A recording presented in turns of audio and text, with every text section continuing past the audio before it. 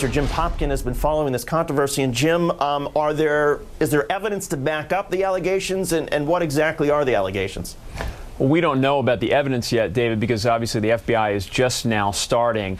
And what we have learned, NBC has confirmed the investigation. We've also learned that this is going to happen very quietly and probably pretty slowly. I don't think anyone should anticipate any news on this front, certainly before the election. The FBI is always pretty deliberate about this, but they obviously don't want to be seen as interjecting themselves into the politics of this heated campaign. But what they're looking at is whether there was any fraud or has been any fraud regarding these voter registration applications that you've been showing here. There have been a lot of allegations in a number of states around the country which are conducting their own investigations.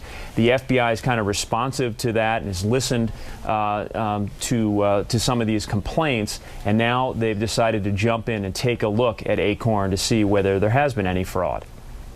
Jim, as you know, the Democrats say that they smell a rat and point out that when certain prosecutors refused to sort of go after voter fraud or voter application fraud a couple of years ago, they got caught up in the U.S. attorney firing scandal. And this is some Democrats convinced that this is all sort of political manipulation. What do we know about that?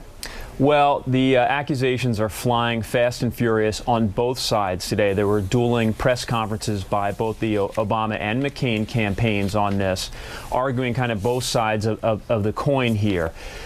The reality, or what we'll see, the FBI will take a look at this. I've got to say, ACORN, first of all, they say they have not even been approached by the FBI. That's fairly typical. But they also make the point that they've done nothing wrong. They say they've registered 1.3 million voters. They acknowledge that there have been some problems, but they say it's almost a trivial amount of possibly fraudulent applications that folks know about.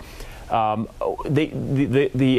does have an issue of sorts here. I mean, if you take a look at what's been publicly filed in the Nevada case, you have the state there putting out an affidavit which said that ACORN hired 59 state inmates in Las Vegas to run their voter application process there. The gentleman they put in charge locally is a convicted burglar, and that's the locality where you have the Dallas Cowboys magically showing up on the registration applications there.